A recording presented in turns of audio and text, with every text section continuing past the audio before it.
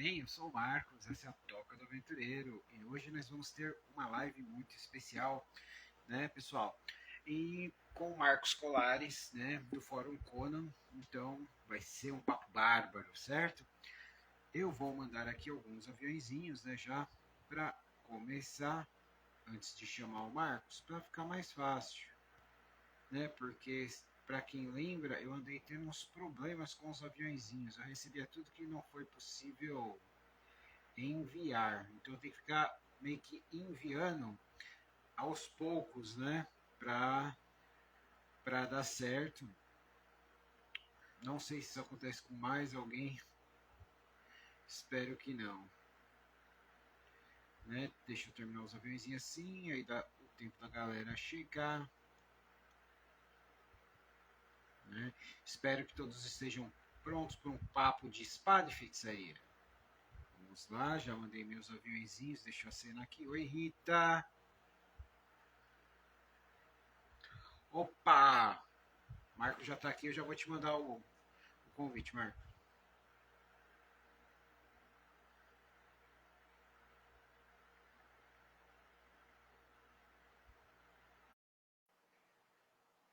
Oi, Rita, boa noite!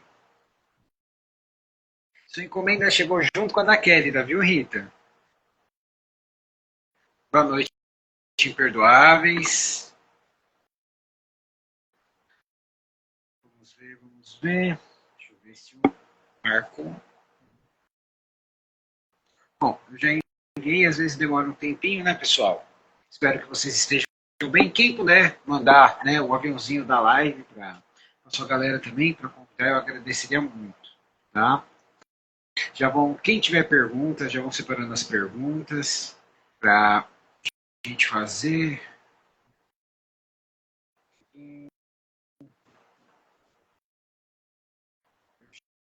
Já enviei o convite. Vamos ver.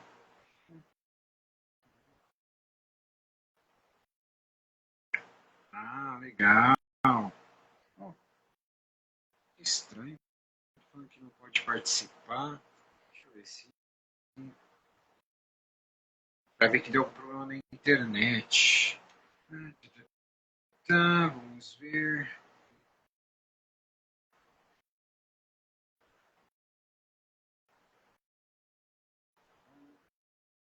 Marco, tenta você mandar o pedido para mim se você não conseguir entrar. Opa, oi. Tudo bem? Tá me ouvindo bem aí? Tô ouvindo. Peraí, deixa eu arrumar aqui. Só tem uma má notícia, assim. Por que eu demorei? Porque aqui no Rio Grande do Sul tá chovendo muito de novo, né? Tu sabe disso. E aí faltou luz bem na hora, cara, que tu entrou. Eu olhei teu vídeo assim, faltou luz. Então pode acontecer de faltar, para o teu público entender que não é por, né, que a gente, vou embora. Não, é porque faltou luz, se por acaso tiver alguma coisa, tá? Obrigado pelo convite. E aí, tudo bom? Tudo bem? Então, você quer mandar os aviãozinhos pra galera? Eu já mandei os meus aqui. Cara, eu acho que o importante é divulgar, né? O fórum agora, eu estou aqui pelo Fórum Conan, né? Então é importante divulgar aqui a live aqui na Toca do Aventureiro, né? Vocês têm Instagram, eu vi que tem canal também. Tem. E divulgar para a galera, vou passar aqui, vou enviar para a galera os aviãozinhos agora. E divulgar para a gente fazer essa conversa aqui, né? Sobre o que a gente está fazendo aqui, ó. Vou até mandar pro Calari aqui, ó. Opa! O Duda daqui a pouco tá entrando aí para bater papo. Que legal, cara. Vai convidando aí, eu vou... O explorador, aqui tô enviando aqui. É que é um por um, né? O Instagram ele meio que devia ter uma opção da gente já deixar pré-selecionado, né? Devia. Não, tá me deixando mandar 2. Tem problema. Bom, pessoal, para quem não conhece, esse é o Marco Antônio Colares, do Fórum Conan. Ele é um dos membros do fórum, né? Entre os muitos trabalhos dele na divulgação da literatura nacional e espada e feitiçaria, nós temos Civilização e Barbárie em Conan, de Robert A. Howard, que é literalmente a tese dele. Ele é um estudioso disso, né?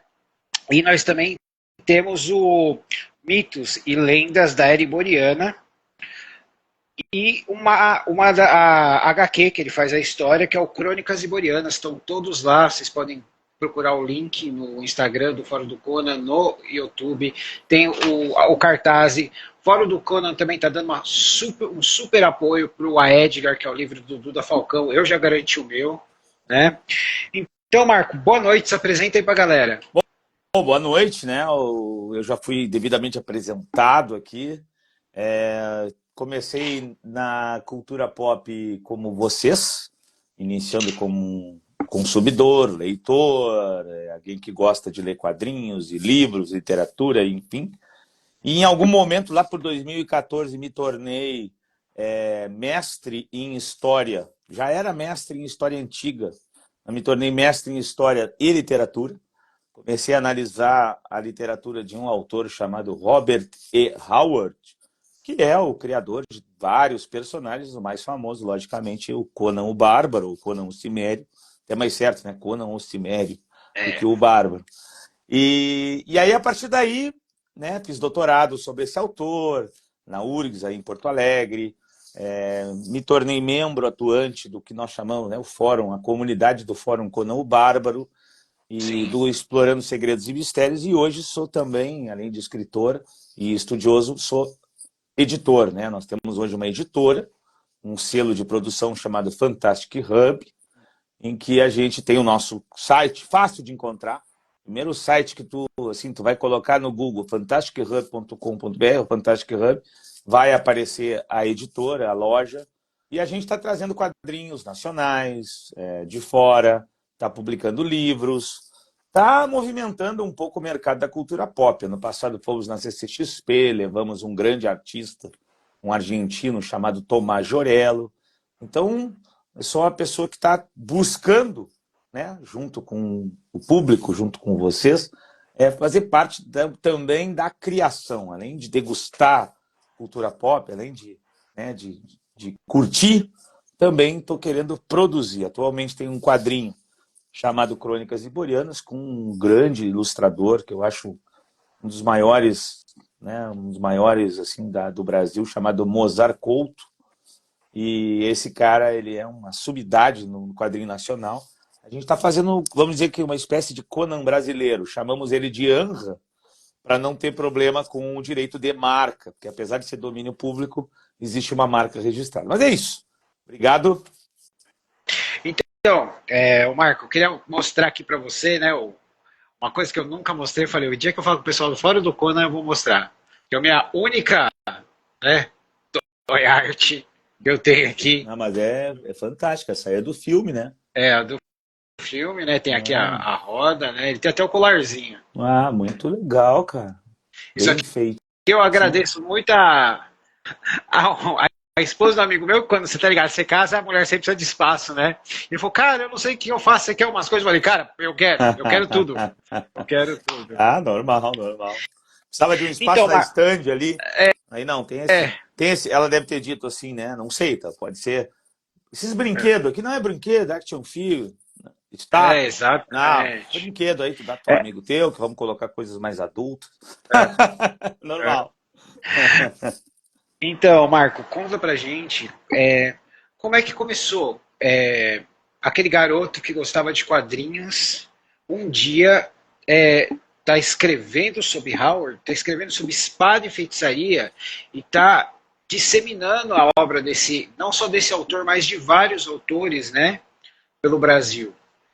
Cara, acho que como qualquer pessoa aqui no Brasil, né? Nos anos 90, né? Quando eu era um leitor assíduo assim, de quadrinhos em geral, né? Marvel, DC, tudo que podia imaginar. Na época tudo era pouca coisa, né? Eram uns 8 títulos da Marvel, 7 da DC ou vice-versa, e tava bom, no gibizinho da Abril. Em algum momento eu tive aqui na minha cidade, aqui no interior do Rio Grande do Sul, uma pequena, né? Uma mini comic shop, né? Que não chamávamos assim, mas é uma banquinha de quadrinhos especializada, né, voltada para o público e tal. Eu lembro que eu comecei a vender também RPG, entrei nesse hobby, comecei a vender o card game, na época o Magic the Gathering, era muito forte. Sim. E então comecei a conhecer a galera daqui, que fazia fanzine, que gostava, né, de conversar sobre quadrinhos. Mas na época a gente não tinha contato, a gente não tinha acesso, a internet não existia no Brasil, e então a gente não conseguia conversar com grandes nomes, fora ou daqui, né? Não tinha isso. Mas era um sonho, sabe? Aquele sonho de guri, de 18, 17, 18 anos, já um adulto, né? Mas ainda com um pensamento meio... um dia eu queria fazer alguma coisa na Marvel, eu adorava na época X-Men, né? Era fã do Chris Claremont, assim, Chris Claremont para mim era o cara assim dos X-Men, assim, levava um pouco de ciência política para o quadrinho dos mutantes, né? Ele que parece que ele é formado, inclusive. Eu queria fazer alguma coisa assim, né? Falando sobre racismo, essa problemática no mundo, afinal do mundo mutante que reflete o nosso mundo. Mas aí eu fui para a universidade e vamos dizer que meio que me afastei. Foquei na carreira acadêmica ali, né? Fazendo mestrado, História Antiga em São Paulo, estudando, trocando o quadrinho por livros, vendendo a minha coleção. Mas lá por 2013 eu pensei assim, cara, tenho que fazer um doutorado e tenho que escrever sobre alguma coisa. Aí alguém me disse assim, por que tu não escreve sobre quadrinhos? Pô, legal, mas tem pesquisa na universidade? Hoje em dia já tem, apesar de ter um pouco de preconceito. Eu sou formado em História, tenho um preconceito ainda em estudar coisa de cultura pop, mas está melhorando. Vou ver quadrinho. Aí eu comecei a ver quadrinho dos X-Men, ver que tinha muito trabalho de quadrinhos dos X-Men, tinha muito essa coisa do racismo nos X-Men, da problemática das minorias nos Estados Unidos, enfim. E aí, então vou fazer outra coisa. Aí eu lembrei, na verdade, que a Ereboriana, lá do Howard, tinha um texto falando sobre povos. Ele falava dos povos assim, que existiam na Ereboriana, que é um período lá do passado da humanidade, antes de, entre aspas, 12 mil antes do presente. Por que entre aspas? Porque o Howard não data, quem data são pessoas depois. Pode ser até mais recuado. Ele não dá essa data, tá? Aí eu vou fazer um artigo sobre povos e fazer como é que esses povos têm a ver com os povos que a gente conhece, né? Porque o Howard fazia essa brincadeira. E aí fiz esse artigo. Aí a partir daí, cara, fui fazer o mestrado. Olha o Arthur, aí entrou um amigo meu aqui do fórum também. Fui fazer mestrado, fui, né, pesquisar sobre o autor, fui para a literatura, meio que deixei os quadrinhos de lá naquele momento. E a partir da dissertação eu escrevi o livro Civilização e Barbárie, que é baseado na minha dissertação de mestrado. E aí, cara, vendeu bem, sabe? Vendeu bem o livro. Assim. Claro, vendeu bem, digamos assim, 200 cópias. Não, e também para livro acadêmico, entendeu? Sim. Pensando em livro acadêmico, né? Vendeu bem, 200 cópias, mas vendeu bem para um livro acadêmico. E aí o pessoal do Fórum Conan me chamou, vem cá, não quer fazer parte do grupo? Pô, legal, vamos embora, né? Conversei lá com o pessoal do grupo, entrei e vi que eles tinham um canal parado, tinha só o canal. Eu falei, cara, vou fazer vídeo. Vou começar a fazer vídeo aqui nesse canal. Aí o primeiro vídeo que eu fiz foi sobre o filme, de 82. Aí a partir daí, cara, tudo aconteceu, né? A partir daí o cara que era um consumidor também virou entre aspas, um produtor, né? Comecei a escrever de novo, ficção, comecei a fazer quadrinho, comecei a fazer vídeos, comecei a ser um pouco conhecido, entre aspas, tá? Não se achar muito, mas conhecido na fandom do personagem. Por exemplo, tem os livros da Pipoca e Nanquim, né? Que publicam o Conan. Eu tenho 2 prefácios, né? Então eu acabei aparecendo para o Alexandre Calari, para aquela galera, para usar, conheci os caras, são gente boa. Ajudei a trazer o Elric para o Brasil, né? Fiz entrevista com o Michael Moorcock. Eu tô louco para pegar o Elric, mas ainda não sobrou a graninha para. Cara, para mim também não, né? Ele me mandou. Ele mandou. Pelo meu dinheiro, hoje em dia tá tudo ruim, né? O negócio tá pesado, né? A economia tá meio ruim. E aí ele me mandou o Elric. Eu tenho o Elric aqui porque ele me deu de presente. Então, e você mencionou o Michael Moorcock. Como é que foi conhecer ele? Porque, assim, quando eu li Companhia Negra, cara, foi uma experiência muito diferente para mim. Cara, assim, ó, não conversei com ele. Assim, eu faço muita live no canal, né? Eu faço, na época da pandemia, sabe que live estourava no Brasil, a gente fazia lives durante horas, né? Então, no canal eu entrevistei pessoas interessantes, assim, tipo, eu tenho entrevista com o Roy Thomas, né? Eu tenho entrevista com a Olivia D'Abo, não sei se vocês conhecem, é a princesa Diana do Conan the Destroyer, lá um filme antigo. Sim. Entrevista com uma... Querendo ou não, é uma atriz de Hollywood que está pouco conhecida, mas é uma atriz de Hollywood, né? Então, foi uma coisa meio estranha, assim, tu conversar com essas pessoas. E com outras pessoas, especialistas e tal. O Moorcock não gosta de entrevista online, né? Ele é um senhor de idade, ele está bem velhinho, parece que ele teve, na época, ele falou, eu tive doente, provavelmente foi Covid, ele passou por isso, uma pessoa de idade. Então, não quero fazer entrevista online. Falei, tá, tu faz uma escrita. E aí a gente começou a conversar por e-mail.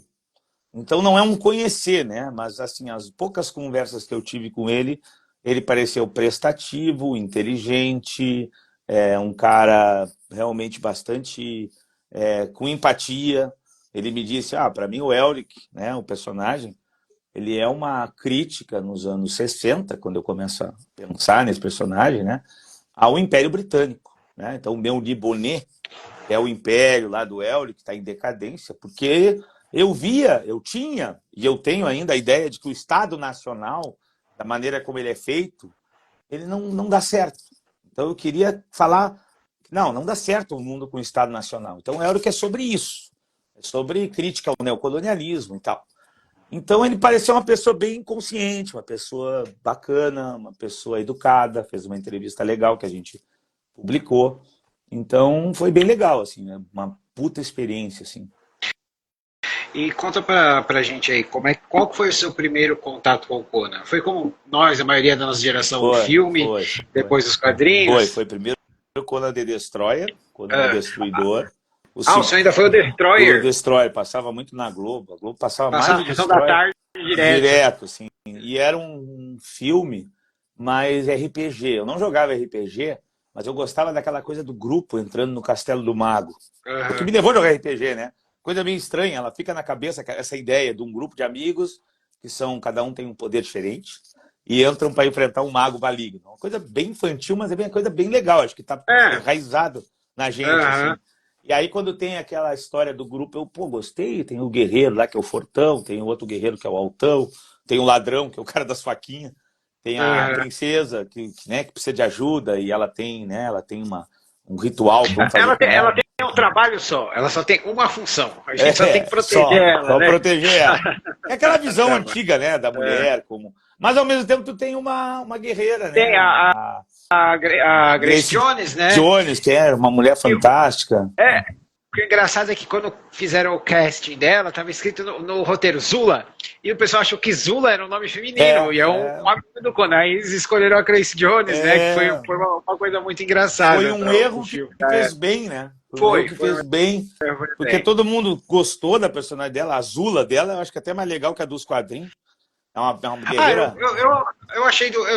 Eu sempre achei legal quando o Conan encontrava com o Zula, porque ele vinha e vinha, né? Ele era daqueles caras que eram coadjuvantes de luxo, né?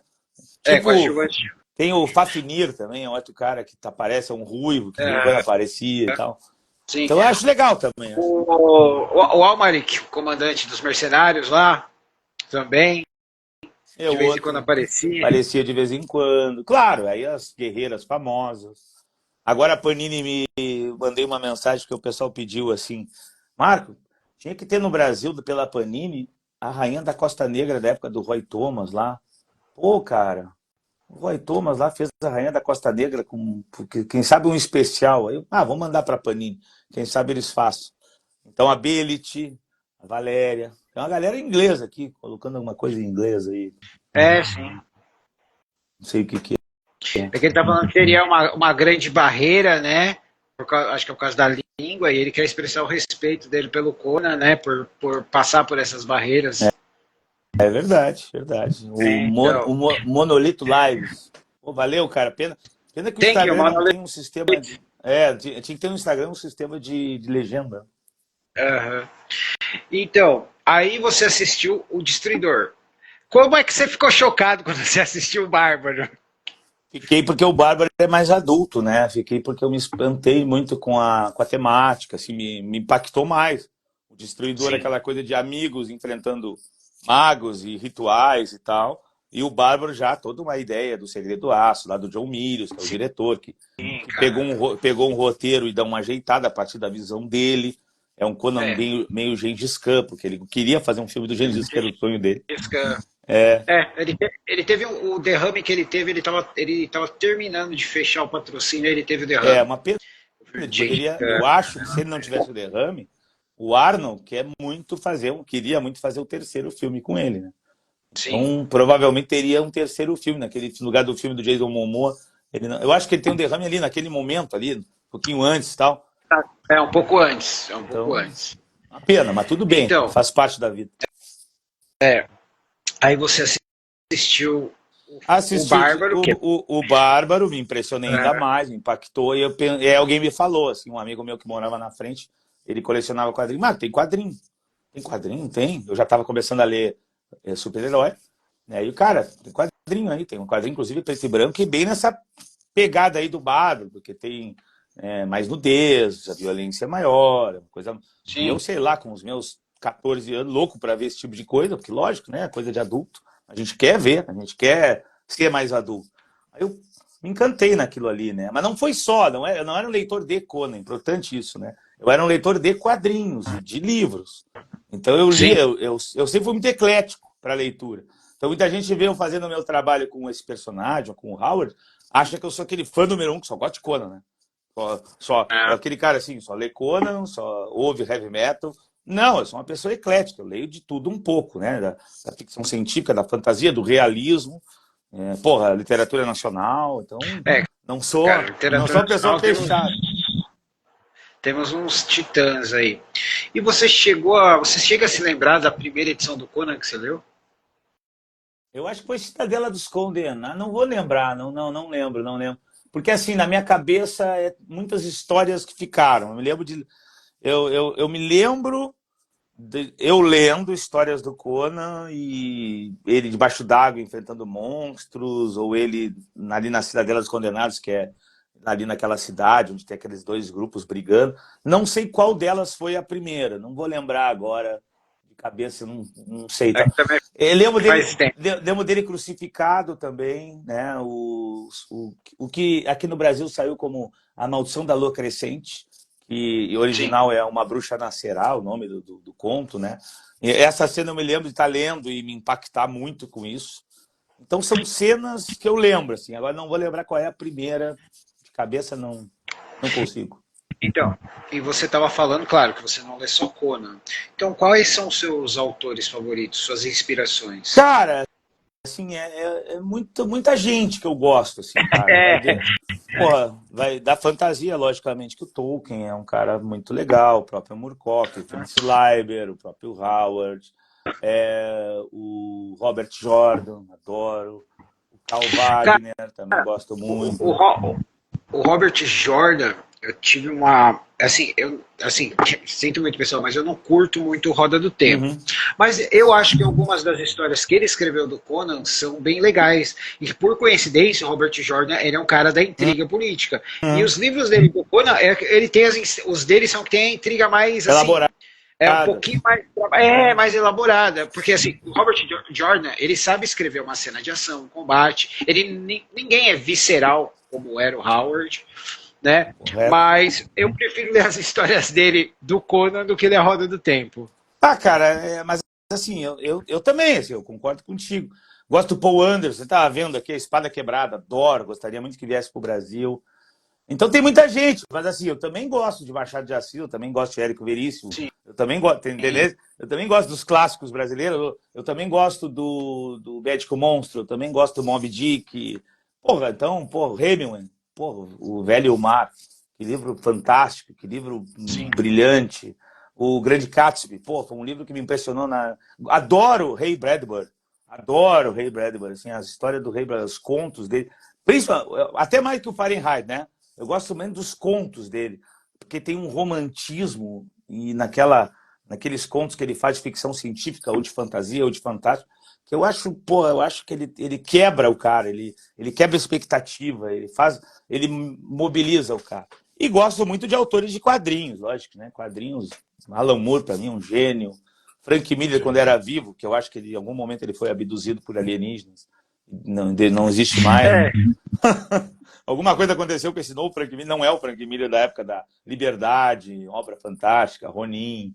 Então, eu gosto de muitos autores, assim, não tenho assim um preferido. Claro, eu estou estudando um deles, né? Estou estudando um autor, mas não tenho preferido, não. Ah, tá. Você conhece a obra do David Gemmell? Não, de cabeça não conheço. Cara, eu te aconselho a você pesquisar, porque ele é um autor de espada de feitiçaria excelente. James? E os livros dele... David Gemmell. David. David Gemmell. Né, que ele é famoso pela a série Draenei. Né, mas ele também tem uma série de livros pós-apocalípticos, ele tem uma série mais históricos, Guerra de Troia, esse tipo de coisa. Né? Ele é muito similar assim, ao Howard como ele conta história, mas os livros dele são maiores, né? Não é na questão de conto. Achei aqui. Mas excelente. Talvez o de Troia eu tenha lido, tava vendo aqui. Eu acho que eu conheço ele não pelo autor, mas pelo livro. Gosto muito, tem um cara que eu adoro muito falando nisso, né? Em ficção histórica, eu sou historiador, né? Bernard Cornwell, porra. Sim. O cara é fantástico. Sim. O cara que fez também ali o Imperador, ele fez a Portões de Roma, como é que é o nome? Ian Cunningham. Porra, o cara é bom demais. Então tem muita gente legal assim para ler, né? Sim. Então não sei, não sou que nem o Moro que vai dizer que gosta de um monte de autor, mas não sabe nenhum. Lembro do. Quem que tu gosta? Não sei. Então, e conta aí pra gente que, bom, primeiro você escreveu a sua tese, certo? Que ele já está na segunda edição. Primeira dissertação, né, do Conan. Está na segunda edição, mas eu não recomendo comprar, porque eu entrei com um processo contra a editora por um monte de problemas. A editora não entrega. Importante. Aliás, tu vai no site da editora, tem um monte de reclamação de um monte de gente, de autores. Não vale a pena comprar lá. É um site realmente... Nem vou dar nome, não vou dar ibope para a editora. Né? Mas não comprar. Aí eu vou fazer uma terceira edição pela minha editora. Eu já recuperei o livro. Então vou fazer uma terceira edição. Ele é um livro que vendeu bem. Começou bem e melhorou. Acho que eu vou vender ainda mais, né? Porque tem uma fandom. Então é o Civilização e Barbárie na obra em Conan, de Robert E. Howard. Foi assim, Civilização e Barbárie em Conan, na obra de Howard. Então é o estudo sobre esses dois temas, esse tema, na verdade, em que o Howard vai defender uma ideia de barbárie e vai criticar uma ideia muito pessoal de civilização, a partir de uma discussão que ele tem com Lovecraft, que é uma discussão em que o Lovecraft defende a civilização do leste dos Estados Unidos, e o Howard defende um pouco a vida do oeste. Então, esse é o primeiro livro. Então, e aí, como que foi para você falar, bom, agora eu vou escrever mitos e lendas da Era Iboriana? Foi natural, cara. Eu escrevia de maneira amadora. Aí já tinha uma galera que gostava do meu trabalho. Eu escrevia muitos artigos. Eu tenho artigos na nossa revista que tinha lá no site do fórum. Muita coisa escrita para tudo que é lado, muita gente falando. Aí eu comecei a escrever os contos lá no Fórum Conan, no Fórum Conan blog, né? Do blog do fórum. A resposta foi boa. Depois escrevi em 2 revistas, a Literatura Fantástica, né? Tem um livro é uma revista com muitos contos, com uma compilação de contos de vários autores. Foi bem avaliado, assim, teve bom feedback. O pessoal, gostei, legal, tá estilão Howard. Claro, não é o Howard, mas tá tentando ter aquele mesmo estilo. Essa é a ideia. A ideia é um fanfic. Mitos e Lendas é um fanfic, é um pastiche. É o Marco, literalmente, sem nenhuma vergonha, tentando se colocar na pele de um autor e escrever mais ou menos do jeito dele. Posso ter conseguido, posso não ter conseguido, mas muita gente diz assim, pô, Marco, não é Howard, claro, eu não sou, mas é legal, perfeito. Gostou? Gostei. E aí, então, foi muito natural, assim, o livro foi uma campanha muito bem sucedida no Catarse, a gente fez mais de 166%, foi 34 mil, depois no Let's mais 4 mil, foi para mim, para um autor que é pouco conhecido. Claro, eu acho que muito vendeu pela capa do Mozart Couto e pelo fato de ser Conan, tenho dúvida. Não é a cor dos meus olhos, mas eu acho que foi legal a resposta, né? Então eu tenho o feedback positivo do livro. Acho que pode ter alguém que diz assim, não, essa história eu não gostei tanto, essa aqui gostei mais, mas não teve nenhuma assim, que lixo. Não teve, assim. Pelo menos as pessoas foram educadas. Então foi legal, foi bem natural. Assim. Falando no feedback, qual que foi a parte do livro que o público mais gostou? Fala, pô, cara, eu gosto dessa parte, é a minha parte favorita. Não tive esse feedback do tipo qual conto eu gostei mais, assim. Eu tive feedbacks do tipo, pô, tá legal, tá parecido. Tu tenta fazer bem como o Howard escreve, pô, como é violento. Algum feedback, tipo assim, eu acho que só tem uma coisa. Às vezes o Conan tá muito rebuscada a fala dele. Eu falei, mas era rebuscado. Nos contos era. O Conan não é um imbecil, não é o cara que. Não é o. É, Ele tem bom linguajar. Só tu vê a conversa dele com a Belit, lá na Rainha da Costa Negra. É só tu ver ele falando nos contos dele, nossa, o cara tem uma capacidade muito boa de argumentação. Não é aquele bárbaro batendo no camelo e caindo com a cara na sopa, como o Arnold fez. não é o estereótipo, Não né? é o estereótipo, né? Então eu, Então, eu vejo isso como um feedback assim do tipo, tá, tu tá vendo mais o Conan realmente do Arnold. Então é isso, assim, eu não tive assim um feedback tipo, esse é o conto que eu gostei mais, esse eu gostei menos. Mas eu acho que um conto que pega bastante, assim, o público fala bem, assim, é O Inimigo Meu. É um conto que eu coloco não sei se tu leu esse livro, não sei se chegou a ler não, esse livro. eu vou pegar, mas é que você falou inimigo meu, eu lembro. Claro, Draken. é exato, Draken. mas é isso aí. O Inimigo Meu é baseado o nome desse filme com Louis Gossip o Jr. Lois e Carl Jr. o Dennis E o Quaid. Dennis Quaid, Dennis Quaid. é um humano e um alienígena que cai num planeta e eles acabam tendo que conviver. A ideia é essa. É o Conan e um Picto no meio da floresta, enfrentando uma criatura muito perigosa e eles têm que se unir, mesmo se odiando, para sobreviver. Essa criatura, eu descrevi ela com sangue verde, com bolas de fogo que saem de algum lugar, com garras. Bom, todo mundo já fez associação, né? Quem é essa criatura? É uma criatura que eu não vou nomear no livro porque tem direitos autorais, mas é o predador. Então o pessoal fala muito bem, né? Eu botei o predador como se fosse uma criatura de um deus, do Gebalzag, que é um deus das feras, né? Do deus caçador. Então a galera, pô, que legal. Conan e predador. Então a galera gostou muito do conto, eu acho. Que eu acho que não tivemos esse quadrinho, né? Nós tivemos ele Não, versus o Tarzan. O não, Tarzan a gente teve, mas a gente não teve não. versus Conan. Predador eu acho que não teve predador no Conan. Mas tem aquele filme da menina, né? No meio lá O Prey. É, Prey, né? então é tudo a ver, Ele, assim, num meio indígena, assim, acho que pega bem a ideia, não, geral. aquele filme, o Prey eu gostei muito, especialmente porque eles fizeram em inglês e também fizeram na língua nativa da moça, né? E a única coisa que ficou meio, eu acho que talvez porque eles estivessem com uma agenda meio apertada, foi a parte do urso. Aquele urso em CG ficou feio pra caramba, você não acha, cara? E eu nunca vi um predador andar invisível tanto tempo dentro da água. Aquele modelo de camuflagem dele é bem melhor que a dos outros, né? Não, e é estranho porque tá no passado, né? Ele era um modelo de... O Predador tá numa você tecnologia... viu que vai sair uma série animada de curtas do Predador durante o tempo? Assim? Comecei. Então, cara, eu tô bem empolgado. Tá rodando na internet, assim, tá bem legal a ideia. Assim. Eu vi algumas imagens, eu acho. Então, assim, o pessoal fala bem, assim, porque o pessoal acho que gosta... Imagina, né? Tu coloca o Conan, aí a associação Arnold contra o Predador, aí o cara já faz a associação do filme original, né? Então tem tudo a ver, eu acho, e o pessoal gostou. Então, eu acho que esse feedback... Você ficou tentado a colocar, mas você é muito feio.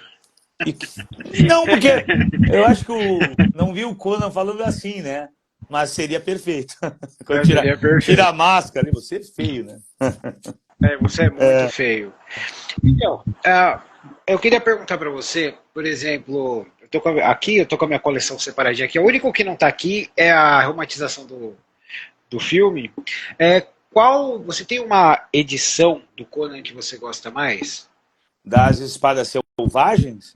Não, dos livros. Dos livros da Pipoca e Nanquim? Não, porque tem a da Pipoca e Nanquim, tem o da Conrad e tem aqueles que são raros, que são da extinta Unicórnio Azul. Esse eu não tenho na minha coleção. Eu tenho da Unicórnio Azul, tem um que é do Pregos Vermelhos, que é bem fininho, que é um com a capa branquinha, com papel jornal. Não lembro agora o nome da editora, tá por aqui. Cara, eu acho que a edição da Conrad, ela tem uma importância, porque é a primeira vez... Pena que não terminou, né? Pena que não terminou a edição da Conrad. Aliás, tecnicamente terminou, né? Mas não tem todos os contos como deveria ter, né? Eu conheci o editor o editor desses livros aí, o Silvio Almeida, eu acho. Ele editou para nós dá uma olhada aí, edição. Capa, produção, Robert.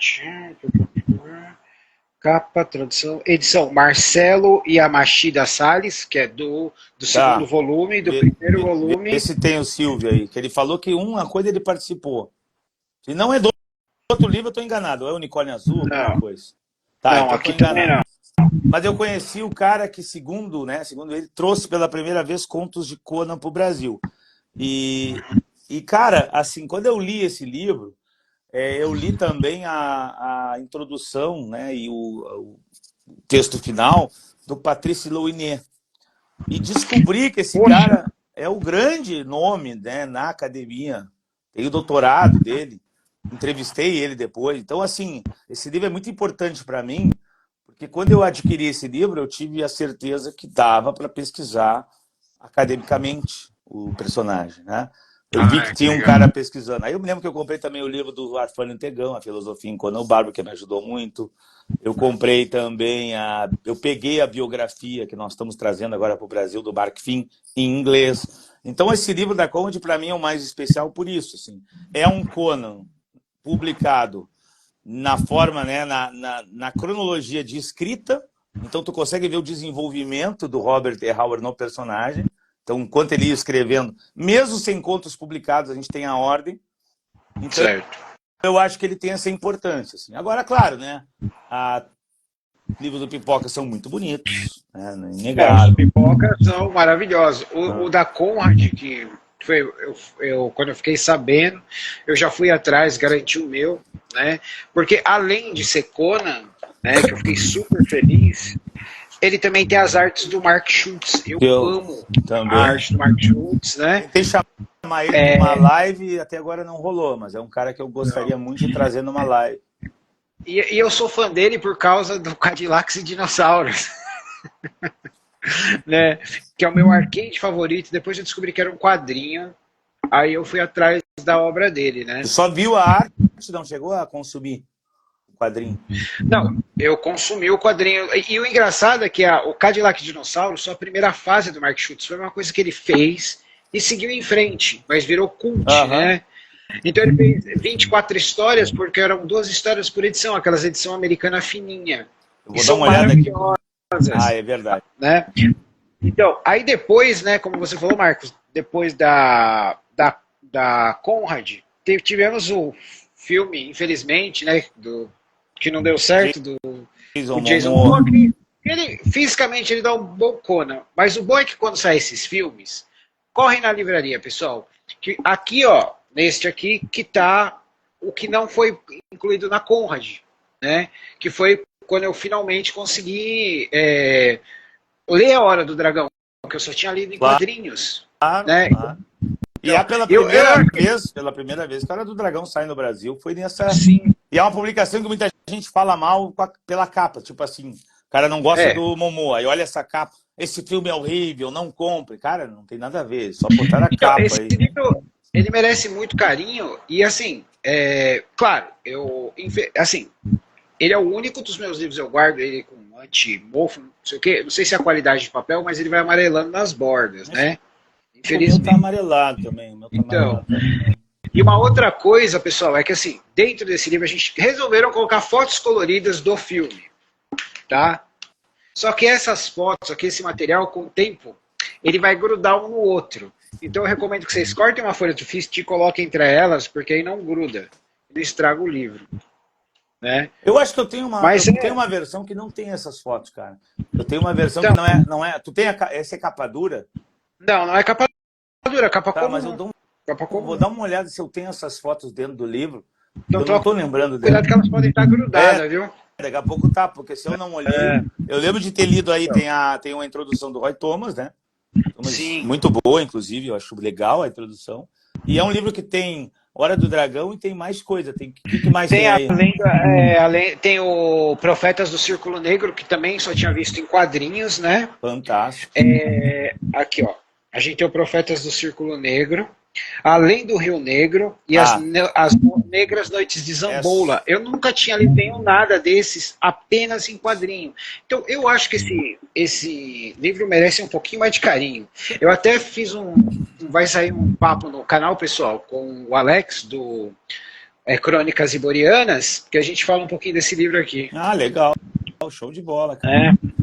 Então, aí depois a gente recebeu os da pipoca, que a gente não pode negar a qualidade que vem da pipoca, né?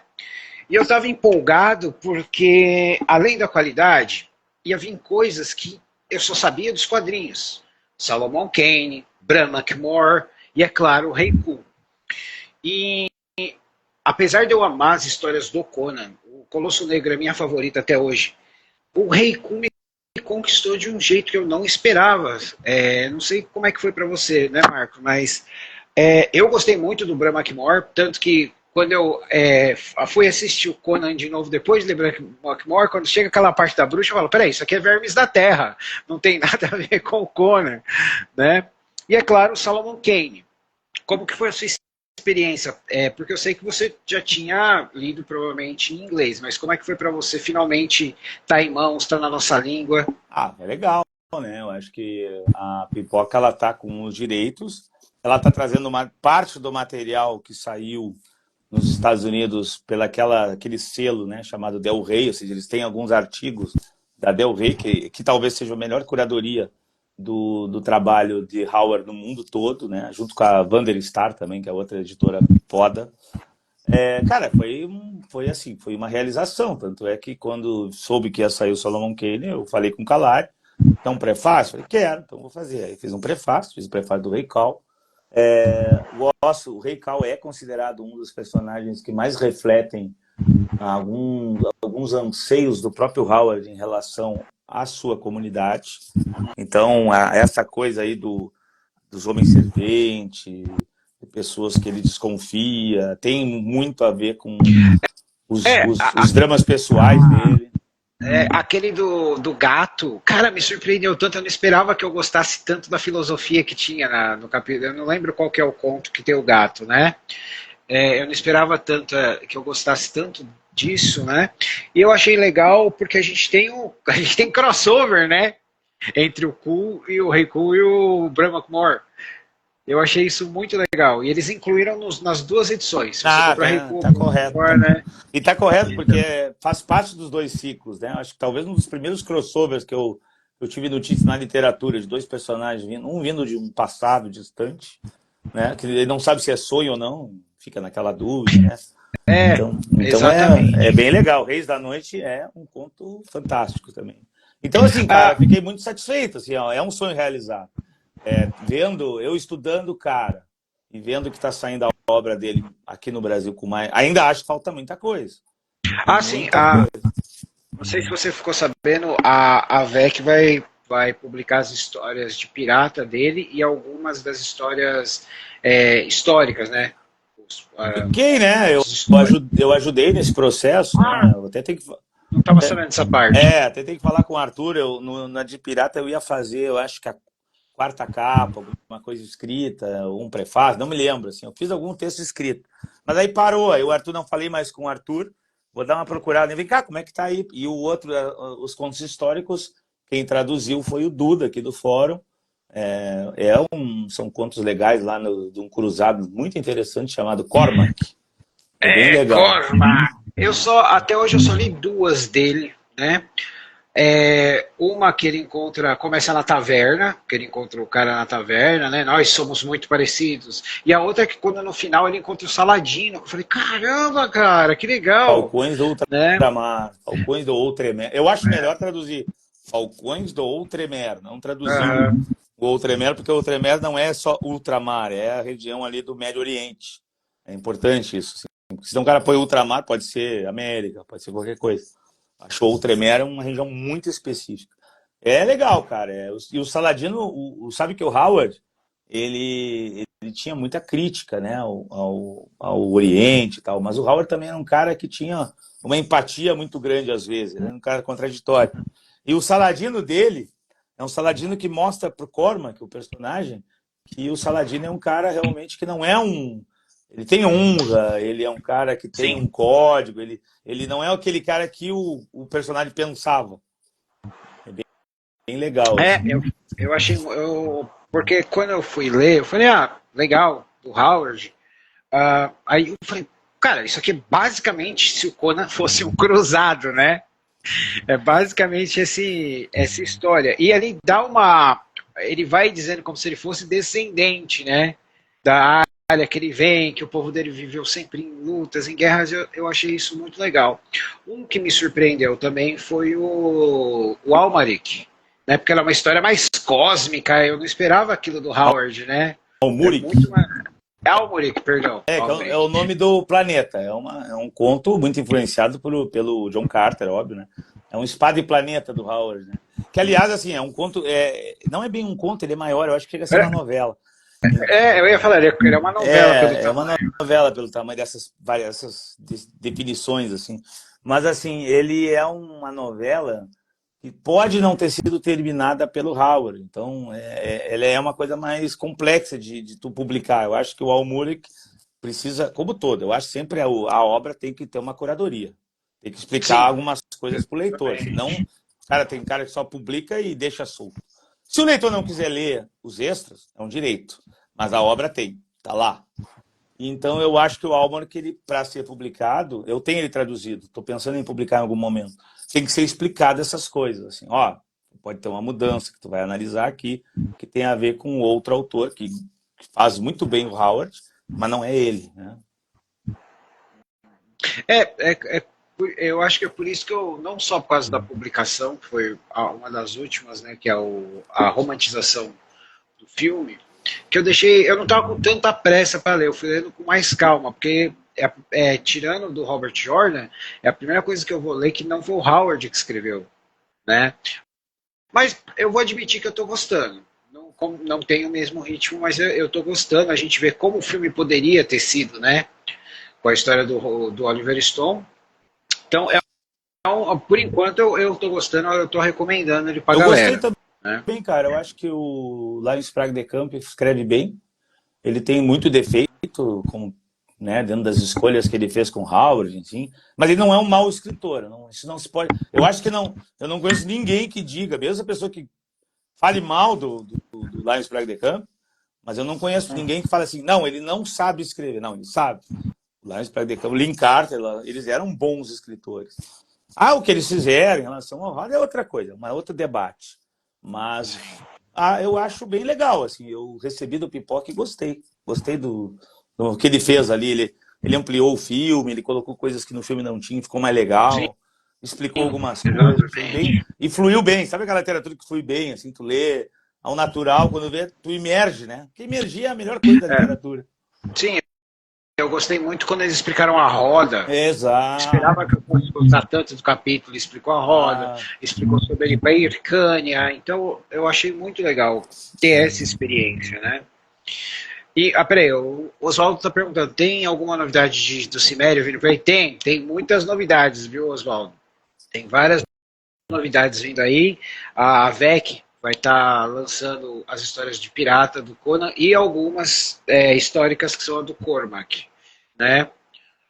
O Marco falou que ele traduziu. Não, o Duda. Ai, Duda traduziu. o Duda traduziu. Eu que fiz a intermediação e tal, escolhi o ciclo. Falei, cara, publica o Corme.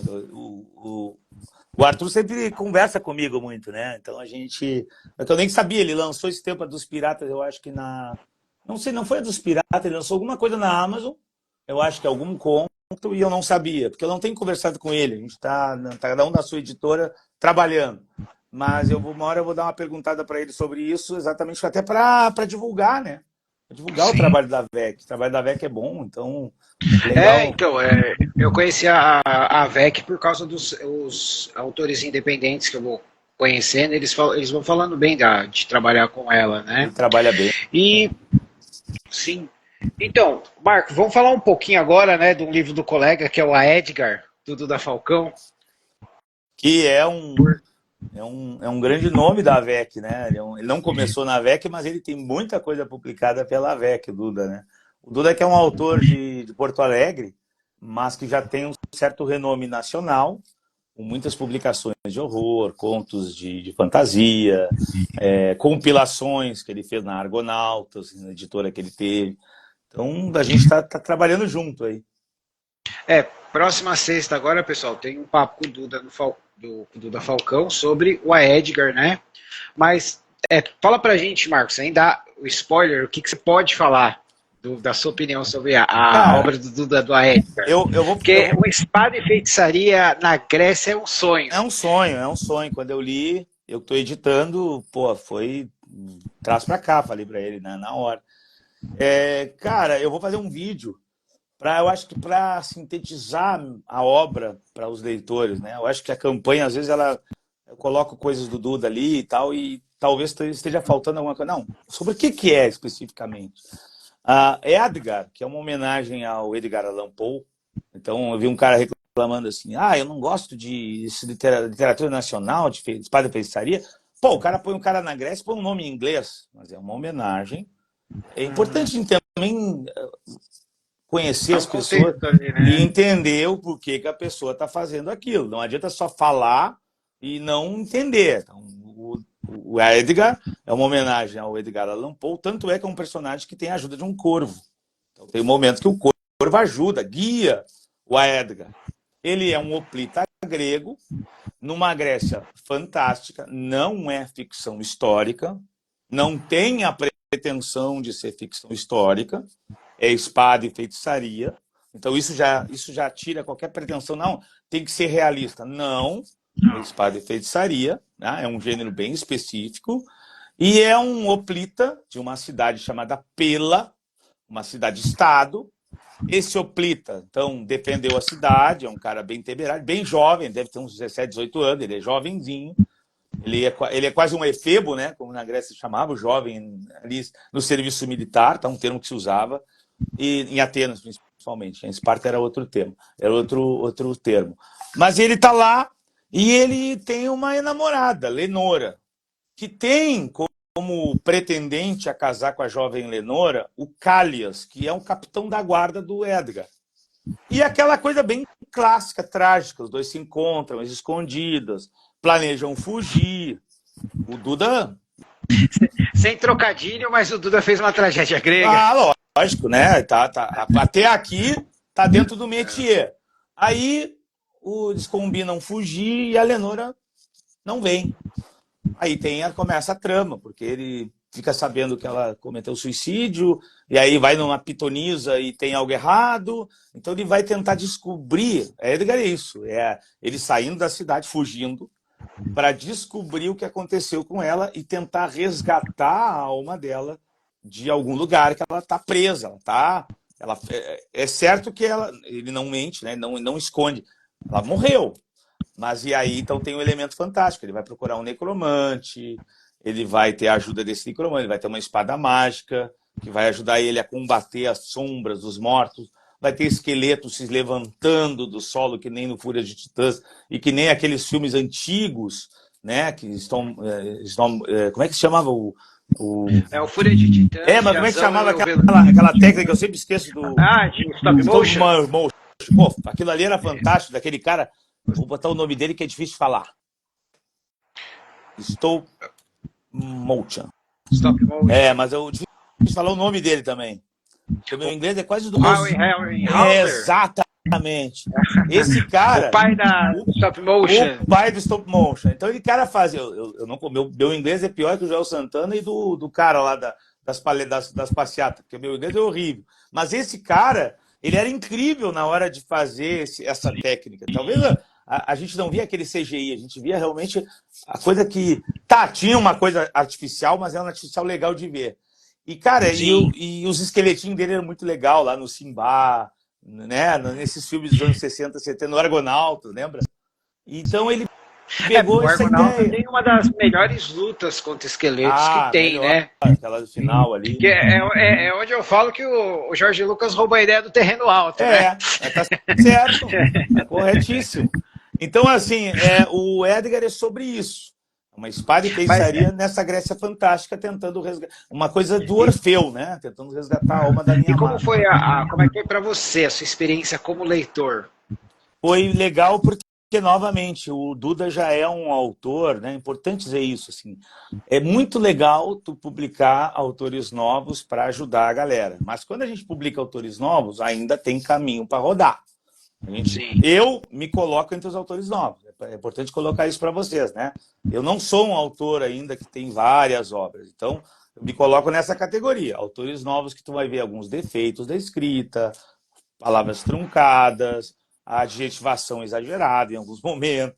Eu me permito fazer isso porque o Howard fazia. Mas, enfim, o fato é que o Duda não tem. O Duda já é um autor que já está numa outra... É como um RPG, o cara subindo de nível. Já está num nível mais elevado. Então, quando a gente lê, além da escrita fluir, é bem harmônico. Está tudo no lugar. Não é uma coisa que pesa no capítulo.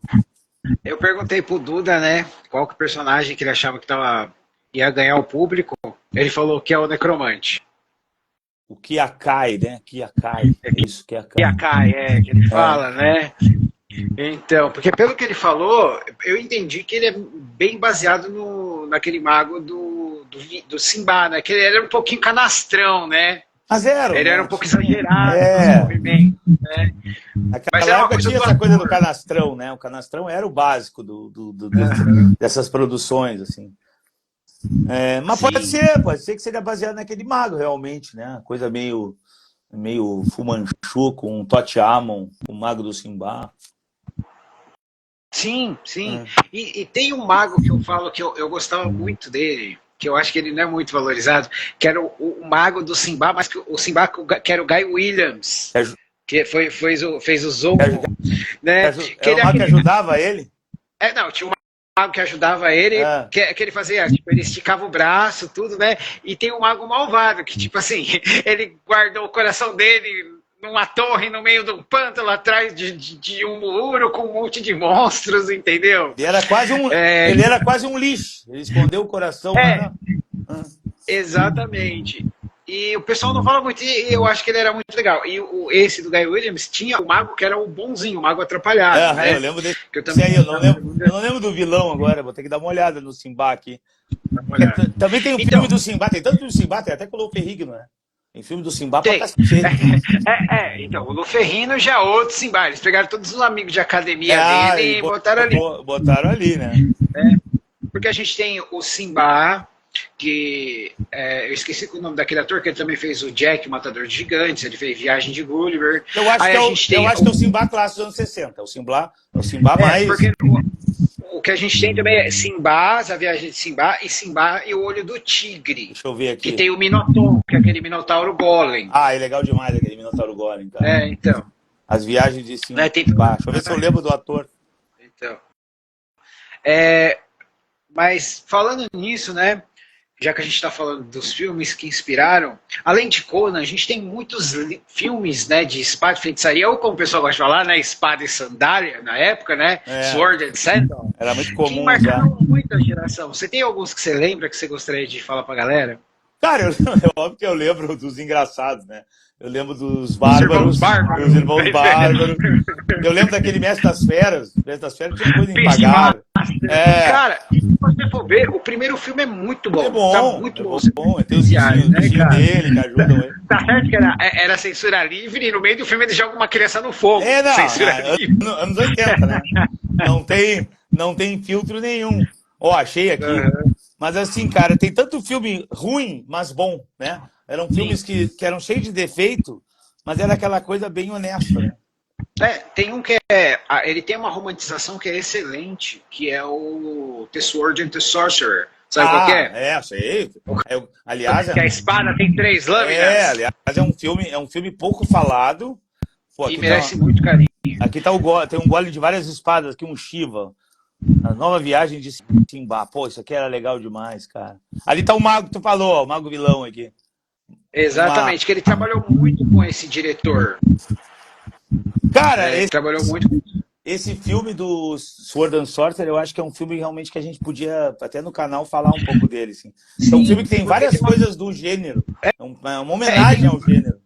E tem uma coisa que é muito interessante. Foi esse filme que mostrou que o Conan podia dar dinheiro. Que esse filme foi um box office sucesso, cara. Vou dar uma olhada. Qual é a data? Tu lembra da data desse filme? Eu acho que ele é de 81, 82. Eu acho que é 81, um pouquinho antes do Conan, né? Então. E o que acontece? Esse filme, você vê que tem os truques da época pro diretor economizar dinheiro. Tem. Você vê que tem parte que ficou cortada da história. Mas a gente tem, tipo assim, o que eles fizeram de efeitos especiais ficou fantástico. O elenco... Tô vendo o cartaz aqui, com aquela coisa clássica pra cacete. O cara com a mulher no chão e tem um rei, um mago atrás. Assim. Se você for ver quando fizeram aqueles filmes do Deathstalker, eles copiaram esse pôster na cara dura.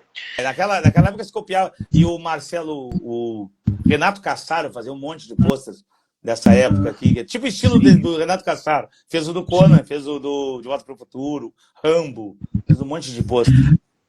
Então, e esse filme é maravilhoso. Vocês deviam tentar dar fazer um programa sobre ele. Eu até aconselho vocês falarem com o Alex, do Bandeira Books, porque ele é a única pessoa que eu conheço que tem o livro, a romantização física no Brasil. Ah, é? Bandeira? Cara. Mas ele tem livro em inglês. Mas ele já leu, ele é ótimo para dar um insight. Nunca foi publicado em português. Nunca foi publicado em português. E você vai lá nos Estados Unidos, aqueles paperback que você paga a micharia. Você trazer para cá, só o frete acaba com você, né? Não, só o Fred mata o cara aqui.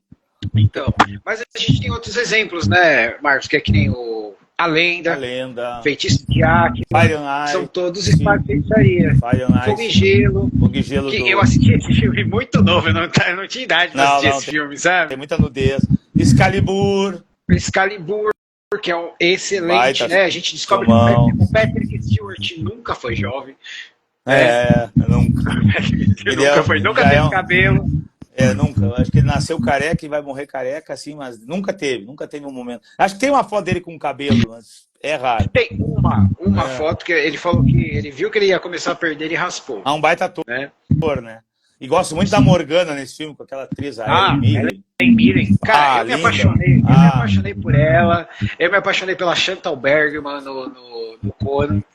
Né? Também. Maravilhosa. E são todos filmes que, se a gente for ver, ou era Sessão da Tarde ou era cinema em casa pra gente aqui no Brasil, né? Tu lembra tô aqui com ele, do Gládio, Cool, ou Cru? Cool, claro. Cru, nossa, meu pai, Cru, que tem o Gládio. E no final era o amor que venceu o monstro lá. O amor que venceu. O monstro era uma criatura Lovecraftiana, que eles nem sabiam de onde tirar. Que por coincidência a gente tem, tipo, o Liam Neeson fez o Excalibur e aí ele fez ele tá no Crow também. Ele é um ladrão, ele é um ladrão lá, o Hagrid, o ator que fazia o Hagrid no Harry Potter também tá ali usando bigode, porque ele tinha um bigode que era famoso na época, depois ele tirou. Né? Eu tô aqui vendo Warrior Kings, eu não me lembro desse aqui. Iron Warrior, como tem filme, cara, nessa época? Tem muito filme. Tem os filmes que eram legais, tinha outros que realmente não eram. Mas o bom dessa época que a gente pôde aproveitar muito, né? Para ter uma experiência, para ter um exemplo, para se divertir, que eu acho que é o importante da espada e feitiçaria. Ela não precisa ser especificamente séria, claro, ela tem que passar uma mensagem, que é o que o Howard faz, às vezes mais forte, mais fraco, né? Mas ele mostra personagens com moral verdadeira, que não se dobram. No caso, eu acho que o Solomon Kane, ele reflete isso mais ainda, porque ele já é mais um gentleman, né? Ele tem uma forma mais diferente de explicar as coisas. Mas, por exemplo, se você chegar a consumir David Gemmell, você vai adorar os livros dele, porque são geracionários, mas não estão em ordem, né? Ele começa com um protagonista que é um cara velho, que, tipo assim, ele já foi tipo Conan. Aí falou, quer saber, eu vou pra casa, vou morrer. Aí tá tendo uma invasão, como se fosse nas Termópilas, e o último amigo dele fala, cara, ó, eu tô morrendo, se não vier alguém aqui pra dar coragem pro exército, a nossa civilização vai ruir. Aí ele olha pro machado dele e fala, uma última vez.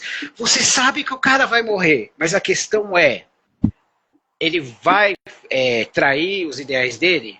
Ou ele vai ser ele até o fim? E eu acho que essa não é o que a gente vê sobre esse personagem, é o que as pessoas ao lado dele aprendem. Depois que esse cara morre, acontece tudo assim. Tem um personagem que chama Bowman, que é um arqueiro, que eu acho que é um nome muito original para um arqueiro, né? Bowman. Que o cara fala, que ele vê tudo aquilo e o cara fala, o que você vai fazer agora? O que você vai fazer? Ele fala, depois disso eu acho que eu vou entrar para um mosteiro e dedicar minha vida à caridade e à purificação da alma. Aí o cara fala, não, o que você vai fazer agora? Agora eu vou encher a cara e vou pro bordel. Eu achei. E o livro termina quase assim, sabe? Eu acho fantástico, assim, que eles deixam pra gente julgar os personagens, né? Eu acho maravilhoso. Eu tava lendo, aqui, editando aqui a biografia do Howard, e o biógrafo, o Mark Finn, tem uma hora que ele diz uma coisa que eu acho muito legal. Ele diz assim, acho que diz muito isso que está falando. O Howard, ele cria a Ereboriana, mas ele também faz com que o tempo todo a gente veja a Ereboriana pelos olhos do Conan. Sim. Então essa coisa da opinião do personagem sobre o ambiente e outras pessoas é um filtro que a gente entende um pouco como é que é o jeito dele ser e o jeito dele ver o mundo.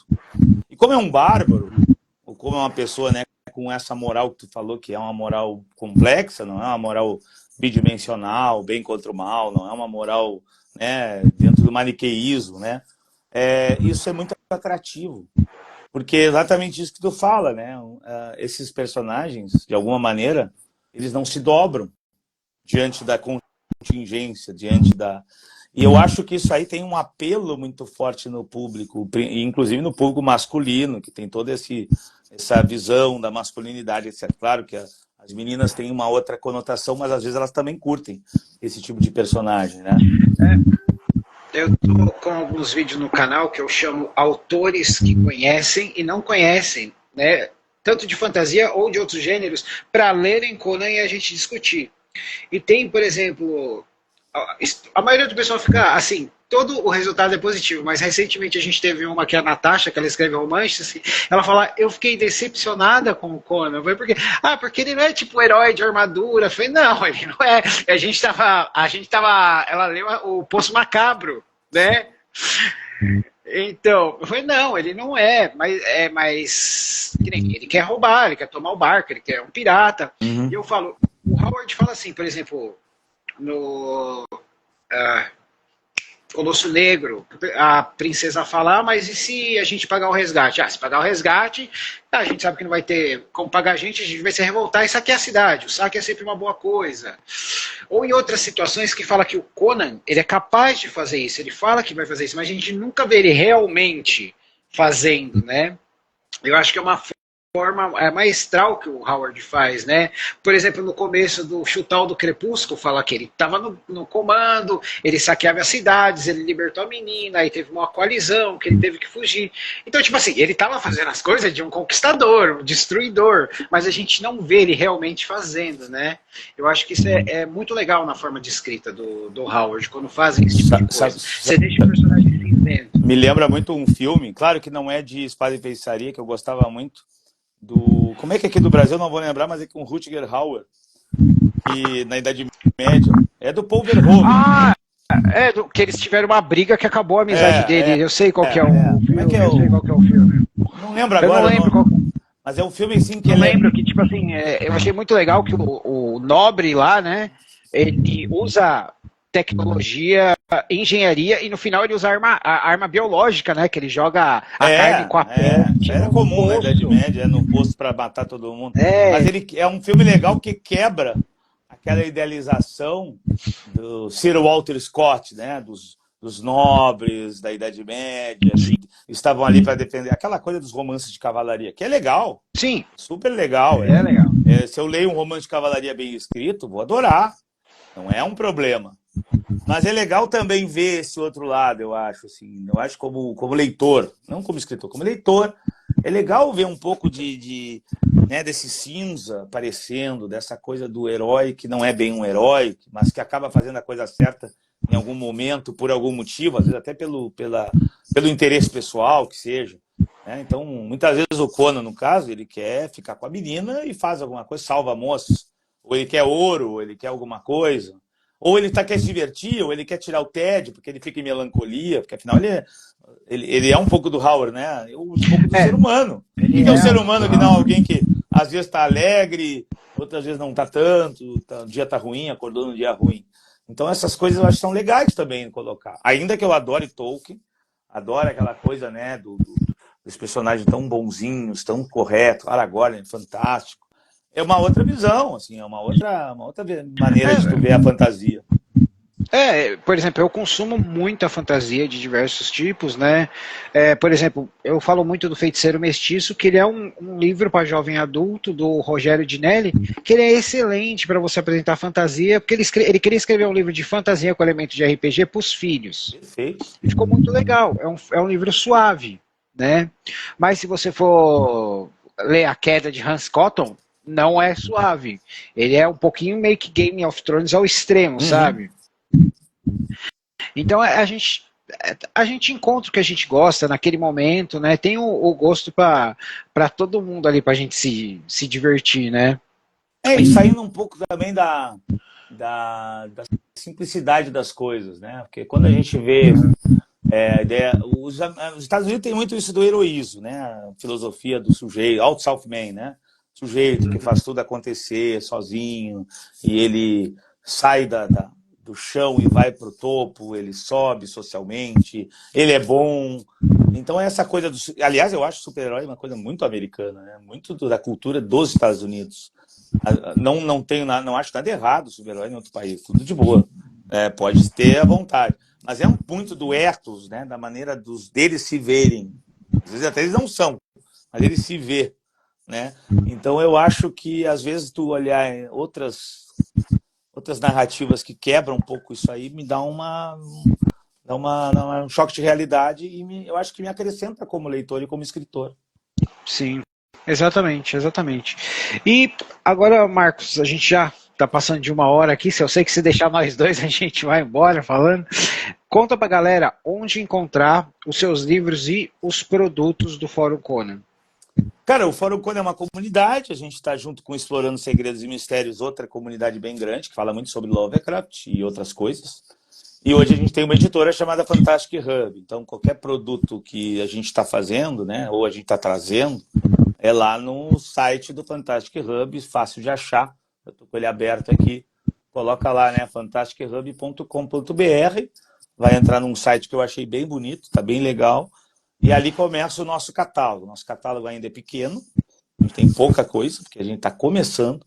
A editora nasceu, na verdade, final do ano passado, na prática. A gente foi na CCXP, assim, meio que, né, abriu os trabalhos na CCXP no último ano. Então, assim, tu vai ver um pouco as coisas, mas são coisas bem legais, assim. Todas elas foram bem sucedidas no Catarse. A gente tem o nosso quadrinho, Crônicas Ivorianas, a gente tem o livro do Star Trek, que é uma análise sobre os episódios da série clássica. A gente tem um baralho de cartas cutuliano, né? Foi bem sucesso do Catarse. A gente tem os mapas da Ereboriana. O meu livro está esgotado. O lado é bom, né? Vendeu bem, mas tem que fazer uma nova tiragem. Eu ia perguntar isso pra você, porque eu tentei, eu não consegui, eu clicava e não tava indo. Eu falei, eu acho que tá esgotado. Esgotou. Eu vou ter que fazer uma nova tiragem, porque muita gente quer comprar. Porque quando eu fui fazer o cartaz do Duda, eu falei, quer saber, eu vou pegar aqui, aí já tava esgotado, então não era um problema do meu PC. Não, infelizmente. Mas assim, eu não sei se eu tenho aqui hoje um rapaz, um artista nosso me pediu, eu quero comprar teu livro, tu tem um aí? Cara, eu devo ter um ou outro aqui. Eu vou te mandar de presente. Então, eu não sei se eu tenho aqui para te mandar. Se eu tiver, eu te mando. Dá uma olhada aqui. Aí eu te dou de presente, tu analisa, até fala, daqui a pouco faz o vídeo, fala mal, fala bem, mas fala. Né? Fale mal. Eu vou chamar o Duda e o Alessandro para a gente falar do livro. Pode ser. Se eles falarem mal, deixa. Aí eu vou seguir escrevendo, porque eu falo para a gurizada, o único que pode ser ruim na editora sou eu. Eu sou editor, então posso escrever qualquer porcaria. Verdade, a casa é minha, eu faço o que eu quero.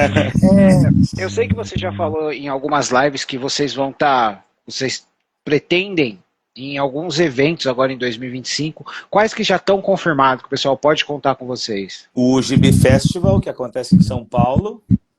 Tem outro evento que eu não vou, mas vai estar o pessoal do Fantastic Hub, me fugiu agora o nome, na CCXP 2025. Mas, assim, quem cuida dessa parte agora, graças a Deus, eu não cuido, um monte de coisa eu não faço mais, né? Eu fazia muito pouco de tudo. Agora tá meio que, né, o toyotismo tá pegando, vamos dizer assim, né, os setores. E aí, então, Certo. quem cuida dessa parte é o rapaz que faz os envios. E ele que está se inscrevendo nos eventos. Então, tem alguns, eu posso te passar depois, mas eu tenho certeza que o GB Festival está confirmado. A Feira do Livro de Porto Alegre, vocês vão estar esse ano? Cara, eu não entrei em contato ainda. Não entrei. O Duda me convidou para passar lá, também na Literatura Fantástica, lá na. Como é que é o nome? No evento que ele faz todo ano em novembro, eu acho. Como é que é o nome do evento do Duda, cara? Não sei. Me fugiu. Mas ele me convidou, assim, mas não, eu já tive na Feira do Livro aqui da minha cidade, eu lancei o Mitos e Lendas. O de Porto Alegre é bem maior, né? Eu teria que entrar em contato. Não fiz ainda, não sei se ainda já está aberto, se tem alguma coisa assim, vou ter que dar uma olhada. Porque assim, como eu estou com o livro esgotado, os 2 que eu escrevi, eu não sei o que oferecer, eu posso entrar como editora, né? Mas eu não tenho muito catálogo para isso, eu não tenho muita coisa ainda para chegar e encher uma banca, muito quadrinho, aí tem quadrinho aqui, tem... Então eu não saberia te dizer assim, se vale a pena nesse momento estar numa Feira do Livro, esperar ter um pouco mais de catálogo, ou estar com o meu livro publicado novamente, ou uma nova edição, enfim. Então eu penso muito nisso, assim, deixar a coisa acontecer para poder fazer esse novo passo, né? Ah, legal. Não, é que eu perguntei porque talvez eu vou estar indo para a Feira de Porto Alegre para conhecer finalmente. Tu é daí de Porto Alegre? Não, eu sou de São Paulo. Ah, tu é de São Paulo. Tu vai em evento vai em evento de gibi? O Denis está escrevendo aqui, mais um para a Toca dos Gaúchos, porque tem muito autor gaúcho que eu convido aqui. Acho que o algoritmo manda os gaúchos para cá e eu vou convidando o pessoal para bater um papo. Aí o pessoal fala, você vai na Feira do Livro de Porto Alegre? Eu estou acabando me programando. Ah, porque o pessoal gosta da Feira do Livro aqui de Porto Alegre. Não sei porquê, não sei se ela é boa. É bem melhor que da minha cidade, né? Mas não sei em termos nacionais se ela é boa. Pode ser que seja, porque o pessoal fala muito bem, né? O pessoal aqui do Sul, pelo menos. Então... Bom, mas é isso, Marco. Muito obrigado por esse papo. Eu estava ansioso e vou confessar que eu estava um pouquinho nervoso, né? Mas muito obrigado por essa oportunidade. Você quer dar as considerações finais aí pra galera? Porque depois, além de ficar aqui no Instagram, eu posto ele no YouTube. Eu quero agradecer, prazer de te conhecer. Então, um cara realmente dá para ver que é bem estudioso, sabe bastante coisa, lê e gosta do que está fazendo. Esse é o principal, eu acho, né? Gostar do que está fazendo. E eu não sei do que tu vive, se tu vive já da rede social, ou se é um hobby. Isso aqui é mais barato do que fazer terapia. Eu acho que é um caminho bom, um caminho bem mais barato, bem mais barato. É mais barato fazer terapia, né? Então, assim, eu quero te agradecer muito, o papo foi muito legal, aprendi algumas coisas. E, cara, tamo aí, qualquer coisa aí, quiser fazer alguma coisa, quiser mostrar alguma coisa ou conhecer o trabalho, a gente está aí. E agradeço ao pessoal que tá assistindo aí, que ficou até agora. Ou que foi e voltou e vai ver depois, que é assim mesmo, funciona assim. O Denis está assistindo agora porque ele é lá do Japão, ele deve ter parado agora, acho que para tomar café da manhã, ele está assistindo a gente. Tá ele é lá do Japão. Tá acordando. Então, e eu queria mencionar que essa semana, na última live de vocês, né, eu mandei, né, durante a live, falando que vocês deviam falar com a Lain Secure, né, que ele fez aquele curta do Conan, da Torre do Elefante. Não me lembro, eu não postei a tua mensagem, não li a tua mensagem no ar. Você leu a mensagem no ar. Eu tô bem esquecido, tô bem louco. Que você falou, não, é aquele que é curtinho. Da Torre do Elefante, o rapaz, me lembro, o rapaz aquele que fez a animação. Foi tu que postou lá. Foi. Tá. Então, tem um papo com ele no canal, porque a gente também, ele também foi um dos animadores sênior na nova animação O Dia que a Terra Explodiu, né, que é a volta do Patolino Maluco e do Gaguinho, né? Então, e aí a gente falou bastante de Conan, tudo, e eu até mandei depois que eu falei com vocês, eu mandei um heads up pra ele, falou, falei de você lá e tal. Aí ele falou que se vocês quiserem marcar alguma coisa, é só mandar um direct pra ele que ele combina com vocês. Vou falar. Porque ele realmente é um cara... ele tem assim...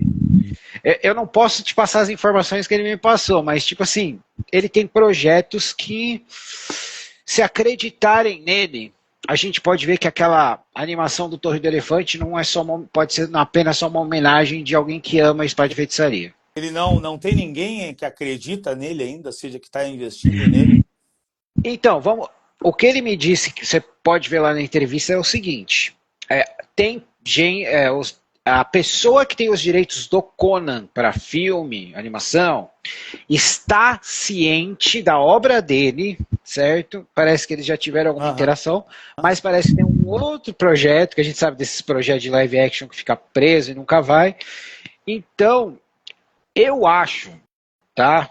Assim, hipoteticamente falando, que se esse filme da Red Sonja der certo, pode ser que aconteça. Se não, esta pessoa vai sentar para tentar ver a possibilidade, que é uma coisa que a gente fala no bate-papo, de o Conan e as obras do Howard serem para animação, o que seria perfeita. O primeiro episódio, a Fênix na Espada, tá fechado. Tá. Eu vou entrar em contato agora com ele. Eu fui um dos caras que passei a animação pro dono da marca, pro Frederick Malber, que é esse cara que ele tá falando, tá? E aí o Frederick Malber me respondeu assim, eu falo com ele lá no Face, já estou a par. Foi exatamente essas palavras que ele usou. É exatamente isso que ele usou. Então, assim, é com qualidade, acho que ajudaria a pegar o personagem em gerações que nem se imaginam, acho que seria importante, é bom. É um tipo de animação que é aquela coisa meio Pixar, Hércules, que pega, que é bem fácil de... Não é fácil para ele, porque dá um trabalho pra cacete. Mas não é caro para um grande estúdio, não é muito caro, não é excessivamente caro para um grande estúdio. Cara, aquilo ali foi ele e a namorada dele que fizeram no tempo livre. Ele me falou, cara, eu demorei um monte de tempo. Então eu vou entrar em contato com ele para marcar essa conversa e já vou aproveitar e dizer assim, tu não quer fazer o nosso Anra? Nosso Anra? É o nosso Conan, né? Não quer fazer uma animação do nosso ano? Ué, daqui a pouco ele pagando, o homem faz, né? Então vamos ver. Sim. Então, mas é isso, Marco. Muito obrigado. Pessoal, eu sou o Marco. Não, eu sou o Marcos, esse é o Marco. Esse foi o episódio bárbaro da Toca do Aventureiro. Até a próxima. Até a próxima. Obrigado.